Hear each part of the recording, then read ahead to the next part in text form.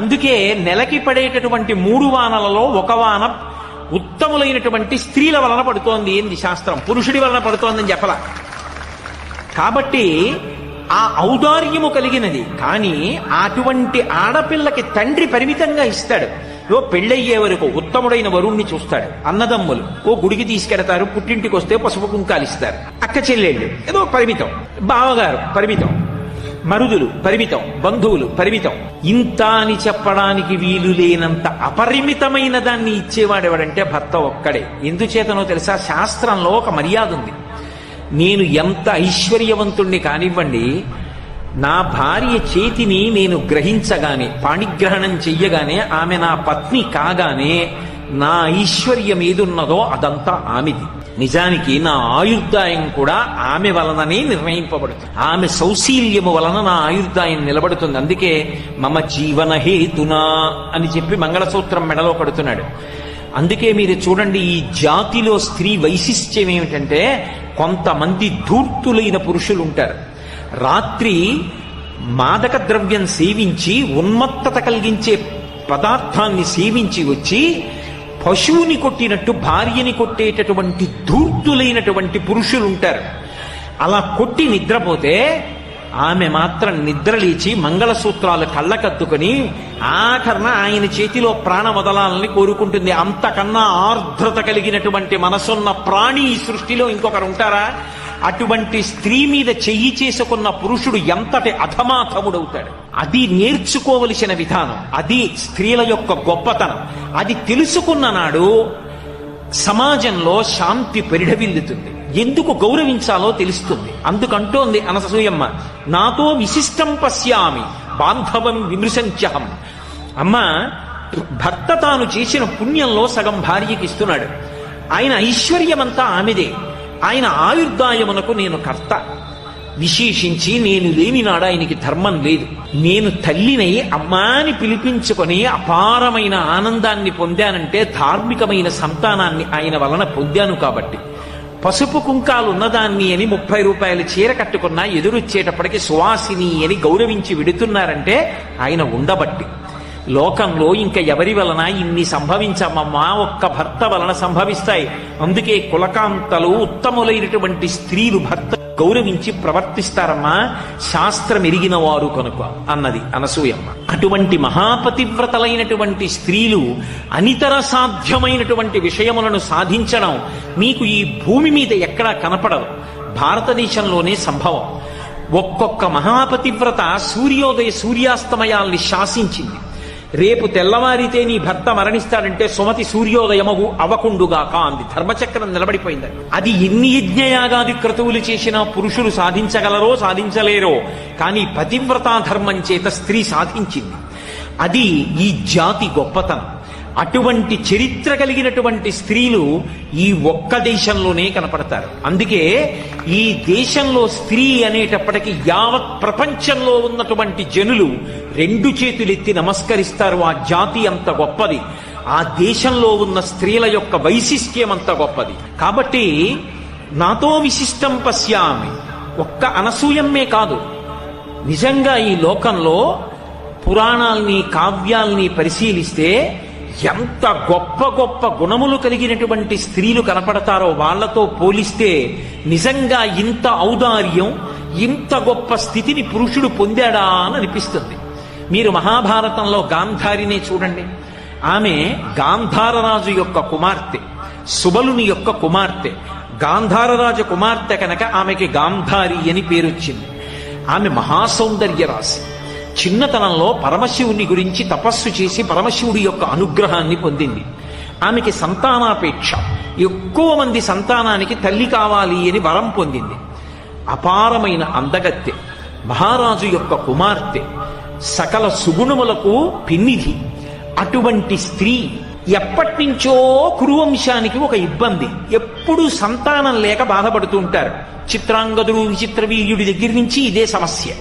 అందుకని కనీసంలో కనీసం ఆ కురువంశానికి వారసుల విషయంలో ఇబ్బంది రాకూడదని ఈమెకి బహుసంతానవతి అని వరం ఉంది. కాబట్టి ఈమెని తీసుకొచ్చి ధృతరాష్ట్రుడికి వివాహం చేస్తే ధృతరాష్ట్రుడు సంతానాన్ని పొందుతాడు, కురువంశం అవిచ్ఛిన్నంగా కొనసాగుతుందని భీష్మాచార్యుల వారు ఆ గాంధారిని తీసుకొచ్చి ధృతరాష్ట్రుడికిచ్చి వివాహం చెయ్యాలనుకున్నారు. సుబలుడు అడిగాడు, మా ధృతరాష్ట్రుణ్ణి వివాహం చేసుకుంటావా అని అడిగాడు. ఆమె మామూలుగా అంగీకరించడం కాదు, ఎంత ఔదార్యంతో అంగీకరించిందో తెలుసా? ధృతరాష్ట్రుడు జాత్యంధుడు, పుట్టుకతో కళ్ళు లేనివాడు, ఎంత బలమున్నవాడు కానివ్వండి, పాండురాజు లేక ఎంత రాజ్య పరిపాలన చేస్తున్నవాడు కానివ్వండి, జాత్యంధుడైనటువంటి వ్యక్తిని అంతటి సౌందర్య రాశి ఎందుకు వివాహం చేసుకోవాలి? కానీ తన వలన అవతల వారి వంశం నిలబడితే, జాత్యంధుడైన వాడు బిడ్డల్ని పొందానని సంతోషిస్తే అంతకన్నా తన జన్మకి సుకృతి ఏముంటుందని అంగీకరించింది. అంగీకరించడం కాదు, త్యాగమయి మహాతల్లి గాంధారి, మహాపతివ్రత. నా భర్త ఏవి చూసి సంతోషించట్లేదో అవి చూసి నేను సంతోషించాను అని ఆమె కూడా అంధత్వాన్ని పొందింది. అందుకే కన్నులకు గుడ్డ కట్టేసుకుంది. నేను ఒక గుడి గోపురాన్ని చూస్తే సంతోషిస్తాను, నా భర్త సంతోషించలేడు. నేను ఒక పెద్ద మర్రి చెట్టు చూసి సంతోషిస్తాను, నా భర్త సంతోషించలేడు. నేను ఒక మంచి పక్షిని చూసి సంతోషిస్తాను, నా భర్త సంతోషించలేడు. నా భర్త ఏవి చూసి సంతోషించలేడో అవి చూసిన సంతోషం నాకు అక్కర్లేదని కళ్ళకి గుడ్డ కట్టుకుంది. మీరు ఆలోచించండి, ఆమె పుట్టినది గాంధార రాజ్యం, ఆమె కుమార్తె అయింది సుబలుడికి, ఆమె తోడ పుట్టినటువంటి వాడు దుశ్శాసనుడు, భర్త జాత్యంధుడైనటువంటి ధృతరాష్ట్రుడు, పెనువేప విత్తు, పరమ దుష్టమైన ఆలోచనలున్నవాడు, పెద్ద కొడుకు దుర్యోధనుడు, మిగిలిన వాళ్ళు దుశ్శాసనాదులు, నూర్గురు కొడుకులు, అల్లుడు అంతటి నీచుడు సైంధవుడు. ఇటువంటి వాళ్ళందరూ ఆమెకి బంధువులు. ఆమె ఉన్నది ఇటువంటి దుష్కృత్యాలు జరిగేటటువంటి చోట. ఇంతమంది మధ్యలో ఆమె మాత్రం పుటం పెట్టినటువంటి బంగారం. ఎంతటి విశేషమైనటువంటి ఔదార్యము కనపడుతుందో ఆ తల్లిలో. ఒకప్పుడు ధృతరాష్ట్రుడు భార్యని పిలిచి అడిగాడు, పాండవులకి రాజ్యం ఇవ్వకుండా నా కొడుక్కి రాజ్యం ఇవ్వాలనుకుంటున్నాను, పాండవులు రాజ్యం అడుగుతున్నారు, నువ్వు మహిషివి కదూ, పట్టమహిషివి, నీ అభిప్రాయం ఏమిటని అడిగాడు. ఎంత కుండ బద్దలు కొట్టి చెప్పిందో తెలుసా ఆవిడ ఒక మాట చెప్పింది. ఆవిడంది, నీ తనూజుడవినీతుడకుట ఇరిగి ఇరిగి అతనికి వశపడి ఏల పోయదీవు, పాండవులకి ఇవు ఏమిచ్చితేని అడ్డు పడగలవారు ఎవరు విభుడ చెప్పుమా అందావిడ. ఆవిడంది, నీ కడుపున పుట్టినటువంటి దుర్యోధనుడు పరమ నీచుడన్న విషయం మహారాజా మీకు తెలుసు. వాడు నీచుడని తెలిసి, వాడికి రాజ్యం రాదని తెలిసి, పాండురాజు కొడుకైన ధర్మరాజుకు వెడుతుందని తెలిసి ఎందుకు కుట్ర చేస్తావు? నీ తమ్ముడి బిడ్డలు నీ బిడ్డలు కారా? ఆ ధర్మరాజుకి రావలసిన రాజ్యం ధర్మరాజుకి ఇవ్వలేవా? నీ పుత్రుడు అవినీతుడగుట ఎరిగి ఎరిగి అతనికి వశపడి నీవు ఎలపోతు. ఎందుకు నీ కొడుకు కొడుకు అన్న పుత్ర మమకారంతో వాడి వెంట పరిగెడుతుంటావు? నువ్వు చక్రవర్తి, నువ్వు ఇవ్వాలనుకుంటే ఇవ్వచ్చు. నువ్వు ఈ కురు సామ్రాజ్యాన్నంతటినీ ధర్మరాజుకి దారాదత్తం చేస్తే ఎదురుపడి అడగగలిగిన వాళ్ళు ఉన్నారా?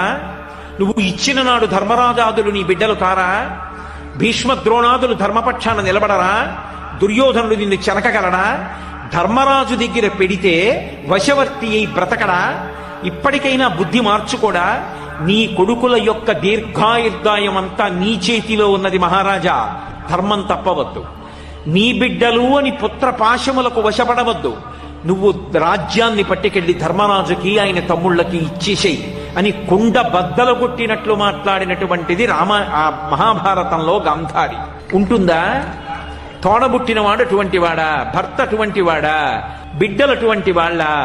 ఆవిడ మాత్రం మెరుపుతీగా. నిజంగా ఎటువంటి ఆలోచన తల్లిది! అలా నిలబడగలిగిన వాళ్ళు లోకంలో ఉంటారా? ఆవిడే సామాన్యమైన స్త్రీయా? ఒక్కసారి జీవితంలో అసూయ పొందింది, గర్భతాడనం చేసుకుంది, ఆ కడుపులోంచి పిండం జారిపోయింది, అది వేరు విషయం. కానీ ఆమె యొక్క ఉదాత్త చరిత్ర పరిశీలిస్తే ఆశ్చర్యకరంగా ఉంటుంది. నూర్గురు కొడుకులు కడుపున పుట్టిన వాళ్ళు చచ్చిపోయినప్పటికీ కూడా అమ్మా అని వచ్చి ధర్మరాజు ఆమె కాళ్ల దగ్గర నిలబడి ఒక్క మాట అన్నాడు. చిట్ట చివర కురుక్షేత్రం అయిపోయిన తర్వాత, అమ్మా నీ బిడ్డలందరినీ చంపేసిన పాపిష్టి వాణ్ణి నేనేనమ్మా, నన్ను నీ శాపంతో కాల్చేయమ్మా అన్నాడు. ఆయన కూడా కొడుకేగా. అమ్మా, ధర్మం కోసం చంపాను కానీ నా అంత నేను చంపలేదమ్మా, నీ బిడ్డల్ని చంపడం తప్పైతే నన్ను కాల్చేయి అని ధర్మరాజు వస్తే ఒక్క మాటల్లా కళ్ళంబట నీళ్లు కార్చి ధర్మరాజుని కౌగిలించుకుంది. కానీ ఒక్క బిడ్డ కూడా బ్రతకలేదన్న బాధతో ఆమె చూసినప్పుడు కొద్దిగా కళ్ళకి కట్టుకున్న బట్ట జారి ఆమె దృష్టి పడినందుకు ధర్మరాజు అంతటి వాడికి కాళ్ళు బొబ్బలెక్కాయి.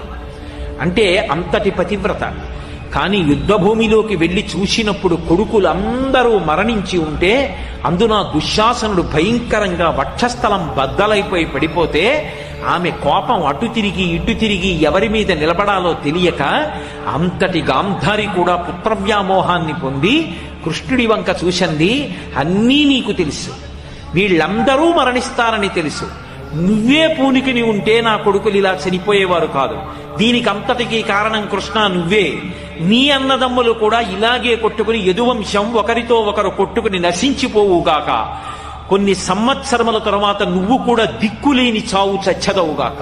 కృష్ణుడు నవ్వి అన్నాడు, అమ్మ, ధర్మానికి వంతపాడినందుకు నువ్వు నాకు ఇచ్చిన కానుక అన్నాడు. ఇంతటి గాంధారి కుంచుకుపోయింది. 9 కొడుకులు పోయినా చిట్ట చివరికి ధృతరాష్ట్ర మహారాజుతో కలిసి వానప్రస్థం చేసి దావాగ్ని యందు శరీరాన్ని విడిచిపెట్టేసి. నిజంగా మీరు గాంధారీదేవి యొక్క జీవిత చరిత్రని పరిశీలనం చేస్తే అంత శక్తివంతురాలయ్యుండి అటువంటి ప్రదేశంలో ఉండి కూడా ఆమె ధర్మం తప్పకుండా ప్రవర్తించింది. ఒకసారి దుర్యోధనుడు వచ్చి ఆమె కాళ్లకు నమస్కారం చేసి నాకు విజయం కలగాలని ఆశీర్వచనం చెయ్యమంటే నిర్మోహమాటంగా చెప్పింది, ధర్మం ఎక్కడుంటుందో అక్కడే విజయం. నీకు విజయం కావాలనుకుంటే ధర్మాన్ని నిరంతరం పట్టుకునే ధర్మరాజు యొక్క పాదములను ఆశ్రయించు, ఆయనకి వశవర్తివై ప్రవర్తించు, అప్పుడు ధర్మాన్ని నువ్వు పొందుతావు, దాని వలన విజయాన్ని పొందుతావు తప్ప నువ్వు అధర్మాన్ని పట్టుకుని గెలవలేవు దుర్యోధన అని చెప్పి. అంతటి ధర్మపక్షపాతి అయి తన బిడ్డలతో కాని భర్తతో కాని ధర్మం విషయంలో అసలు వెనుకంజ వెయ్యకుండా మాట్లాడగలిగినటువంటి స్థితిని పొందినటువంటి స్త్రీరత్నం గాంధారీదేవి. ఈ దేశంలో కొంతమంది స్త్రీల యొక్క త్యాగం, వాళ్ళ యొక్క జీవనం చదువుతుంటే నిజంగా ఎంతటి మెరుపులో అర్థమవుతుంది. ఎంత చెప్పినా వినకుండా తిరిగి తిరిగి అగ్నిహోత్రాన్ని కౌగిలించుకుని మడిసిపోయిన 9 కొడుకుల్ని చూసుకొని ఆఖరణ వృద్ధాప్యంలో తల్లిదండ్రుల్ని చూసుకోవడానికి ఒక్కడు బ్రతకలేదురా, ధర్మాన్ని వదిలిపెట్టి ఇంతమంది పడిపోయారా అని కుంతి బిడ్డల పంచ చేరి జీవితం గడిపి భీముడనే మాటలు వినలేక వానప్రస్థానికి వెళ్ళిపోయింది. అంత గొప్ప గాంధారి. అలాగే కుంతిదేవి మహాతల్లి జీవితంలో ఎంత కష్టపడిందో. అసలు కుంతీదేవి జీవితం భారతంలో చదివితే ఇన్ని ఉత్థాన పతనాలు, ఇంత సహనం, ఇంత గొప్ప లక్షణాలు మన జాతిలో స్త్రీలకి తప్ప ఎక్కడ కనపడతాయనిపిస్తుంది. ఇటువంటి స్త్రీలు పుట్టిన గడ్డ ఎంత గొప్పదిరా ఈ స్త్రీ జాతి. తెల్లవారి లేస్తే వాళ్ళ పాదాలకి నమస్కరించాలనిపిస్తుంది. మీరు చూడండి, కుంతిదేవి పుట్టింది నిజానికి కుంతిభోజని యొక్క పుత్రికగా కాదు, ఆమె శూరుని యొక్క పుత్రిక. అందుకే శ్రీకృష్ణుడికి మేనత్త, వసుదేవునికి చెల్లెలు. కానీ కుంతిభోజుడు పెంచుకున్నాడు. అసలు తండ్రి పెట్టిన పేరు పృథ, కానీ ఆ కుంతిభోజుడు పెంచుకున్నాడు కాబట్టి కుంతీదేవి అని పేరొచ్చింది ఆవిడికి. ఎంత ఓర్పు కలిగినది అనడానికి ఒక్కటే అగ్ని పరీక్ష. ఆమె చిన్నతనంలో కుంతిభోజుడి ఇంటికి దుర్వాసో మహర్షి వచ్చారు. నేను ఇక్కడ కొన్ని నెలల పాటు ఉంటాను, నాకు ఉపచారాలు చేయడానికి ఎవరినైనా ఏర్పాటు చేయమన్నాడు. ఆయన కోపధారి. ఇదిగో వస్తున్నాను భోజనానికి అంటాడు. వెళ్ళిపోయిన వాడు రాత్రి వస్తాడు. తాను భోజనం చేయకుండా ఎదురు చూడాలి. తన పత్నులను నియోగించలేదు కుంతిభోజుడు, ఆయన ముందు తట్టుకోలేరని. రాజ్యంలో ఎవరినీ నియమించలేదు. ముక్కుపచ్చలారని పిల్ల ఇంటికొచ్చిన దత్తపుత్రిక కుంతీదేవిని నియమించాడు. ఎంత ఓర్పుతో సేవించిందంటే అన్ని నెలలు సేవించిన తరువాత వెళ్ళిపోతూ దుర్వాసో మహర్షి సంతోషించి అన్నాడు, నీకు నేను ఒక గొప్ప ఉపదేశం చేస్తున్నాను. నువ్వు ఏ దేవతని కోరుకుంటావో ఆ దేవత యొక్క అనుగ్రహం చేత నువ్వు సంతానాన్ని పొందుతావన్నాడు. మరి ఏ భవిష్యత్తుని దర్శనం చేసి వరమిచ్చాడో మహానుభావుడు. ఇంత గొప్ప వరం ఉంది కదా అని సంతోషించింది. పాండురాజు ఆ రోజుల్లో అరివీర భయంకరుడు, మహానుభావుడు. అటువంటి పాండురాజుకి ఇల్లాలైంది మహాసౌందర్యవతి. ఇంతటి సౌందర్యవతిని, దేవతల యొక్క వరాన్ని పొందినదాన్ని, దుర్వాసో మహర్షి యొక్క వరాన్ని పొందినదాన్ని, పరమ సంతోషాన్ని పొందింది. కర్ణుడి కథ చెప్పలేదు పాండురాజుతోటి. చాలా సంతోషంగా కాలం గడిపింది. ఎంత అందగత్తైనా స్త్రీకి జీవితంలో భరించలేని ఖేదమేమిటి అంటే తన భర్త సవతిని తీసుకురావడం. అంతకన్నా బాధ జీవితంలో ఇంకోటి ఉంటుంది? ఇంతగా అనుగమించే కుంతి ఉండగా మాద్రిని పెళ్లి చేసుకున్నాడు పాండురాజు. అయినా ఆమె అమర్షమును పొందలేదు. పరమ ప్రేమతో తోడ పుట్టిన చెల్లెల్లా చూసింది మాద్రిని. అంత సంతోషంగా కాలం గడుపుతున్నారు. శతశృంగ పర్వతం మీదకి వెళ్ళారు. తీరా వెళ్ళిన తరువాత అనుకోని రీతిలో బాణప్రయోగం చేశాడు పాండురాజు. ముని శాపం ఇచ్చాడు, నువ్వు నీ భార్యలతో సంగమిస్తే మరణాన్ని పొందుతావు అన్నాడు. సంతానం కలగలేదు. నాకు సంతానం కలగాలి ఎలా, తండ్రినవడం ఎలా, లేకపోతే ఉన్నత గతులు ఉండవని బాధపడ్డాడు. కుంతీదేవి చెప్పింది, నాకు వరం ఉందంది. అయితే నువ్వు ప్రార్థన చేసి సంతానాన్ని కనన్నాడు. భర్త అనుమతితో దేవతల్ని ప్రార్థన చేసింది. ధర్మరాజ అనుగ్రహంగా ధర్మరాజుని, వాయువు అనుగ్రహం చేత భీముణ్ణి, అలాగే దేవేంద్రానుగ్రహంగా అర్జునుణ్ణి కంది. ఇప్పుడు మీరు ఆలోచించండి, సహజంగా సవతులిద్దరుంటే తనకే బిడ్డలున్నారు. అందున అక్కడ గర్భిణి అయ్యింది గాంధారి. ఆమె కన్నా ముందు తను బిడ్డల్ని కంది. కాబట్టి సింహాసనానికి వారసుల్ని కంది. కుంతీదేవి జీవితంలో మళ్ళీ ఓ మెట్టు పైకెక్కి సంతోషించింది. మాద్రి కన్నా నేను గొప్పదాన్ని, బిడ్డలున్నారు.